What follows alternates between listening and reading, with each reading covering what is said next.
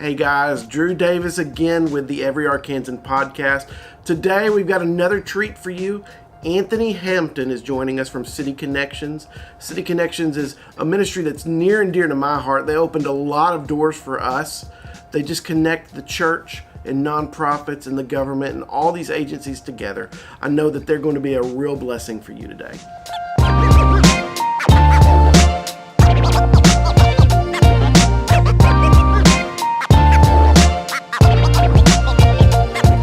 Mr. Anthony Hampton, thank you for joining us today from City Connections. Been around for a little bit. Tell us a little bit about your backstory. Well, thanks for the opportunity to come here and be a part of this. My backstory, I grew up here in Little Rock, single parent home, kind of in the middle of, if you're familiar with Little Rock, middle of 12th Street, in and around that area was primarily where me and my two younger brothers kind of grew up at. And so kind of seeing a bunch of different stuff kind of growing up there and all of those different type things. And so that's the backstory of who Anthony kind of sort of is, that child that's kind of grew up in poverty. And I often tell people I'm just a little boy from Little Rock that's just sort of kind of trying to make a difference as much as I can with whatever it is that God allows me to put my hands on. Growing up here, so where'd you go to high school? Central or? Went to Little Rock Central, graduated year 2000, so. Young guy. Yeah. So then, what'd you do after that? I've kind of bounced around a little bit, worked at some retail stores and stuff like that. I tried college and a couple of different times, and some of those things and those efforts just didn't work out for me. I think I just kind of got distracted and just kind of lost my way a little bit because I really just wanted to do the work and not have to do some of the educational stuff behind the work. And so I would probably say right now I'm 30 hours from a bachelor's, but I haven't had that push or that desire to want to go and finish that at this very moment, or what have you. So, and now you're the lead position at probably one of my favorite nonprofits in this city, the heir apparent of Jeff Spry. Yeah. For all that's worth, trying to fill those footsteps is difficult, but yeah, very, very difficult. One that I've always said and strive to say that I will not try to be Jeff, because trying to be him, it takes 10 people to do just one part of who Jeff really is. And so I've just been kind of blessed to be in that position. I started out there 19 years ago, just kind of being a volunteer, learning about them as I had a heart and passion to go and serve. And so it kind of afforded me that opportunity to be able to do it. And so in being able to do that, just kind of worked alongside of that. And about 4 years ago, came on staff, just kind of in an office management role to just sort of kind of help around the office and lead some different projects and stuff like that. To where it kind of just, as we went through some different transitions, it ended up coming into, over these last 6 months or so, of myself being the interim director for the organization and helping to sort of kind of give some lead to it to continue moving it forward. I always tell everyone one of the things we're known for is our feeding programs, and it was Jeff Spry and City Connections that made the introductions, connected us, so to speak, to the right organizations to allow us to go from feeding 600 kids in one summer to 50,000 kids in a summer. And that's, I think, one of the great things about City Connections is just how they just tie the body of Christ together with those that have resources and those that have talents and all these other things. So tell me a little bit more about City Connections. And that has always been our goal, and that continues to be our goal, is that we're striving to push and get churches and organizations together to know and meet one another, to collaborate and to work together, to hopefully have opportunities like that comes together to where it's not us putting our names on it, it's us just kind of making the introductions and then backing out of the way, and hopefully those relationships flourish. And so that's what we've become known for. And so most oftentimes we're that organization that people ask for numbers and say, what are y'all doing? Also great. Well, you can't find them in numbers like that because we build them upon relationships. And those relationships expand so much further than what we can even kind of pinpoint or put down on paper. And so that's what we're known for. That's what we're continuously doing, of trying to network those various different things. We used to do and have partnerships with giving back to school supplies and setting up at Walmart and making sure organizations had what they needed and funneling those things out. When organizations call us about various different meat products and stuff like that that they have to give away, funneling those things to organizations that kind of need them. And so you all have been a part of it, and others have as well. We've been able to give over 300,000 pounds of meat over the last 2 or 3 years through connection with Arkansas Hunters for Feeding the Hungry and various other different things. And so that's what we're known for, is that resource agency, as well as kind of networking in a sense to say where are the resources at and how can we connect to some others that are kind of doing some similar work or that some work that we have need for. You talked earlier about growing up on 12th Street. So probably what I would call the Madison Heights area. Growing up in one of the tougher areas of Little Rock, which a lot of people don't realize we're the fourth or fifth most dangerous city in the country. And then you take that corridor, it's one of the toughest communities in our city. Yeah. How did you keep from going down that wrong path that so many of the kids in that neighborhood took, especially during that time period when it was just, a bottomless pit, so to speak, of hopelessness for so many? That story is interesting in and of itself, because there were times my mom dated men that had drugs sold out of the house that we were in and all of those different types of things. And so we didn't always have food, and sometimes we were without utilities and that sort. But it was interesting that the ones who were doing the dirt were the ones influencing us to say, you don't need to be a part of this. There's something so much greater for your life. And it's interesting how God was using them in those moments when I didn't really even know God like that, because we didn't grow up in faith like that. We went to church here and there every once in a while. But it was those persons that were really out there doing the drug dealing and the ones who were doing the shooting and killing and that stuff that knew us, that said, no, you don't need to be a part of this. There's something so much greater for you. And so that's sort of kind of what kept us influenced. And as well as we had family around us that always kind of kept us encouraged and engaged and making sure that when we didn't have whatever it was that they could provide and giving us that encouragement that we need. And so that's really where that support came from.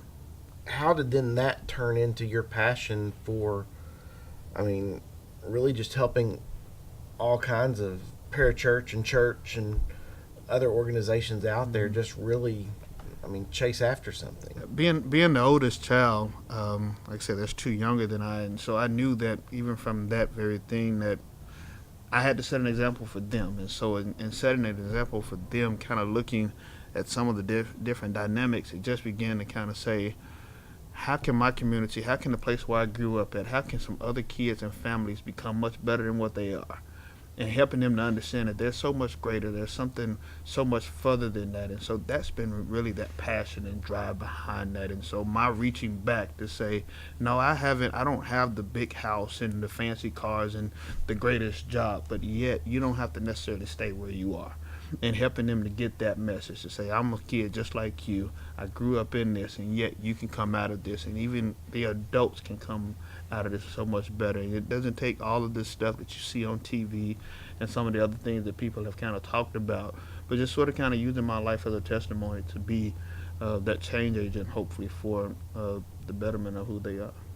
As the neighborhood kind of is progressing, and I know that for years they've been talking about future plans and all that, where do you see your old stomping ground, so to speak, in the next 10 years or 20 years? Or I hope it's better. In the 37 years that I've been on this earth, and most of it being here in Arkansas and looking around that area, I haven't seen much growth for that area. And I don't know if that's leadership, government-wise, or community, or whatever that is. And so hopefully there's this sense of community that begins to come back, that we begin to kind of take ownership, which is really lacking in that. And so hopefully there's some ones that can begin leading that sense of saying, okay, let's own where we are to really begin making it better. I think that's where the community has to go and will go if it gets the right people in place to be able to do some of that type of stuff. To lead down a change in 10, 20 years, that 12th Street won't always continuously look like what 12th Street is, and when you hear it, you won't always be like, oh, I'm afraid to go over in that area. because that's the perception. Right. When you hear that, and then sometimes we try to change names and think that it's going to make it better, and it really doesn't. And so hopefully we can get leadership and some other people to step up and be in place to begin making that change and difference that needs to be made. One of the other really cool things that you guys do at your ministry is really working with ex-convicts, reentry programs, and all of that. Tell me a little bit more about that. I absolutely love the story of Operation Restore. It's been around now since 2013, 2014. We started that as a way of direct service for our organization to begin helping those who are coming out of drug and alcohol programs, coming out of prison, who need another chance at life. And yet most times they have histories of criminal backgrounds, but yet they have so much in them that somebody just needs to give them another chance. And so that program has really been great. The lead for that is one by the name of Jo Wilson, and she has really been great at leading that simply because she has that background. She has that felony background of drugs and that type of stuff. And so she's really, not only is she helping that agency to be everything that it needs to be, it really helps us that don't have that background to kind of get us insight and understand those that are coming in. And so it allows us to be able to touch the lives of those men and those women that are coming in here that need another chance, that just need a hug, that just need prayer, whatever they need for that moment and in that encouragement. And so to date, we've probably helped over 300 plus people to find work in some sense, primarily temporary, with at least 75 to 100 of those persons being permanently added to those staffs of those employers that we have contracts with. So a really great success. Yeah, and it's always amazing. I tell people, it's honestly, the worse your background, the easier it is to find a job. Yeah, it seems like it. just because of what y'all have done with that and what it's kind of led to employers trusting people who've got maybe a sketchy background to give them a shot. Yeah. And that doesn't come without fail, of course. I mean, you have some people that just kind of fall off the wagon, or they don't live up to the commitment that you would hope they would. But you're right. It does allow that opportunity for them and that trust to say, you all are really taking a chance on them. And so we kind of kept this, in a sense, bottled to where we have really continuously built that upon relationship too, to where we're not advertising and marketing like that wide scale intentionally, because we want people coming to us who really want another chance, who really want to do something different with their life beyond what their past has been. Right. Not just get a job because their PO told them, hey, Right. You got to get a job, but I really want something to change. Yeah. So, and then another thing you guys operate out of y'all's offices is incubator is probably not the correct terminology. Not anymore, yeah. But, I mean, y'all really have that community feeling for a lot of small nonprofits that headquarter right out of your office. Yeah, and so we absolutely love the nonprofit area. And so this, when you talk about this section where we are now, when we were on 6th Street in Little Rock a few years ago, we had this very same setup. We had about 6 nonprofits that could office, and now we have about 12. And it just kind of allows them the opportunity to come in here and to be housed and to have that office space to hopefully connect and work with some others that are in that field, but yet to be able to come and go as they feel and please, and yet for us to be able to help them. And so it's been great. We have 12 cubicles spaces. 11 of them are occupied by 10 different organizations that are kind of represented there. And so the interaction that sometimes takes place between those organizations are just phenomenal. And then it allows them to have their meetings there and conferences or workshops or whatever else it is that they need in workspace that they yet need to be able to do their book of business, plus at a nominal fee of $125 a month, which you can't really find that anywhere. Right. And it helps them to say, I'm a startup nonprofit, or I've been around for a while, and this just gives me that sense of permanency and legitimacy to know that my organization is at least off the ground, and then hopefully we as a staff and others that we're connected to can help them to get what they need to. Yeah, and I think that's a huge issue. So many organizations try to do it alone. Yeah. And honestly, we always say if it weren't for the relationships we have, we wouldn't be anywhere near what we're capable of doing. And if we want to go those next steps, it's going to take more relationships. Right. All the money in the world can buy things, but it still doesn't move the needle like relationships do. And one of the other things that y'all have been doing for years and years are the community luncheons. So tell us a little bit about that. So every third Thursday, January through November, we do a community-focused lunch, is what we call them. And it's always a room full of normally 30 to 35 individuals that are coming from various different nonprofit backgrounds or from the community that kind of get a chance to network and fellowship and learn about one another and what's kind of going on, and yet learn about organization. And sometimes we've kind of tweak those to where we just had to have some conversational times and going forward. But it's primarily focused on those nonprofits being able to network and focus there. And so every third Thursday, 12 to 1, we do that intentionally.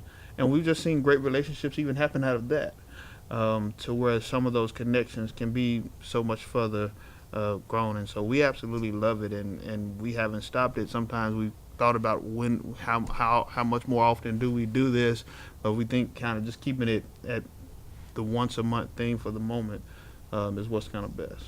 And it's been really great for me because back when y'all were on 6th Street, I mean, I was able to attend those, and even in y'all's new facility, relatively new facility, but it's not just a bunch of small nonprofits or the big daddy of the nonprofits. It's a mixture of all of them. Yeah.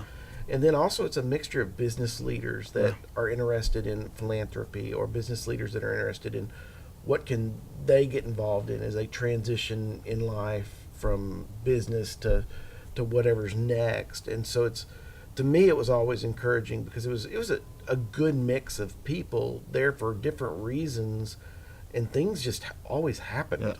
And that's the way it's continued, and that's the thing that we've been great about, is that, like I said, it's not just nonprofits only or this size nonprofit. It's all of them, and there's always that open invitation for churches and all those various different organizations and groups to become a part of it.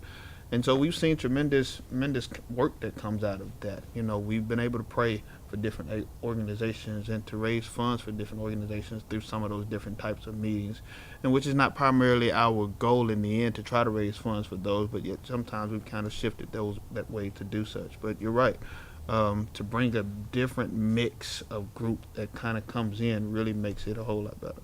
I mean, right now, what's kind of the big target on y'all's plate, so to speak?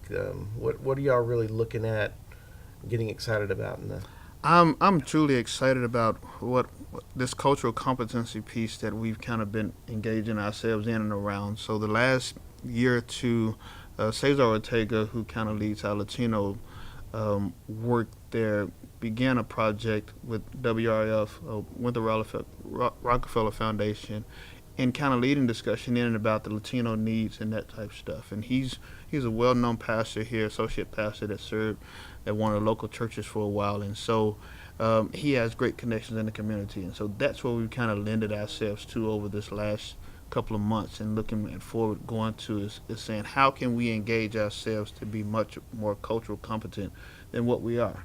Because what you begin to kind of learn, even in the Latino population, is that Latinos and African Americans have this big rift between them that I never really knew about until having a discussion with him a couple of years ago, that primarily that rift is that they're fighting for the same territory. They're fighting to be the minority in the same territory, and they don't know how to really get along. And then you have, of course, all the other issues. And so trying to find that blend of mix to say, how can we come together, understand one another, and live together in harmony much better than we do?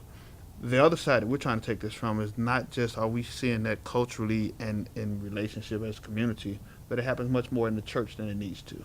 And so how can we begin to bring those various different things together to begin openly talking about that? And since we're one of those places that most churches will say, you all are a neutral ground for us, while we're focused and centered on Christ, we're not focused on the denominational issues that most of our churches have. And so we feel like we can bring some of those various different things together to have those discussions and kind of go forward from there. Just from my experiences, y'all have done an amazing job of bringing together. I mean, it's truly a quilt project there of this patch and that patch and this group of people and that group of people that otherwise would have never shared their voice with each other. They can run across each other's paths there and all of a sudden realize, hey, we're all going after the same thing. That's it. And it's refreshing. Yeah. I mean, because so much of the time, especially in the nonprofit and the church world, everyone looks at it and says, "Oh, those are my sheep. Oh, that's my money." And if they give to you, they can't give to me as much, or whatever. They start to think through things at this zero-sum game, and that's not how God works. Right. He's this God of multiplication, and he sees things a whole lot different than we do. And it's once we can kind of come together and start talking and start to realize these things, that all of a sudden some amazing partnerships and stuff comes out of it. I know that when we were starting to do some of our feeding programs, it was like you guys were saying, "Hey, check out this church. They've got this program. How could you do this? Oh, that's an AG church. Oh, check out this. This is a Latino church. Oh, check out this. This is an African American." It was just like doors were opening all over the city, because all we cared about and all they cared about was how can we feed that next child. Exactly. And it's I want to say probably the best word there is innocence. Yeah. I mean, When we can make the main thing and focus on that only in and of itself, then all the other stuff can be washed away, and we can really serve for the purpose in which it is that we need to serve. Yeah. So, I mean, is there anything else that's just on your heart that excited about these days with ministry and You know, family and the city? And I mean, because you're not just a ministry guy. Yeah. I mean, you're all over the place. Yeah. So. I mean, there's a number of different things that I do outside of serving and trying to be the best at whatever that kind of looks like for myself. But the one thing that I would say, most oftentimes we have fear, and I've had it myself. I've experienced it most of my life, of fear of, am I enough? Do I have enough? Do I have what it takes to really be what I've been called to be by God? Do I have to meet these standards that have been set by the world? And there's nothing wrong with some of those standards that have been set. But when I limit myself only to the standards, then I really don't fulfill the purpose in which it is that God has called for my life. And so I would just encourage anyone to step outside of that, see outside of yourself, believe much more in yourself, to know that there's something so much greater in you that you can take this and do much further than where you should. I probably shouldn't be sitting in the seat that I'm sitting in if it was by man's standards. But because God just has favor on my life and always has, then he's been able to kind of get me to that place, and I don't ever forget that. I always make sure to remember that. And so each and every day that I wake up, he's my focus, he's my target for my family, for whatever that is that I'm involved in. How am I making sure that I'm honoring you through whatever it is that I'm doing? And so through City Connections, through the various different nonprofits that I work with, and whatever other service I lend myself to, I'm trying to make sure that I'm pleasing him. That's just a powerful thing, because I know when I started my ministry, I thought, oh, I'm going to have this building. It's an old hospital, the old VA hospital. That's my building.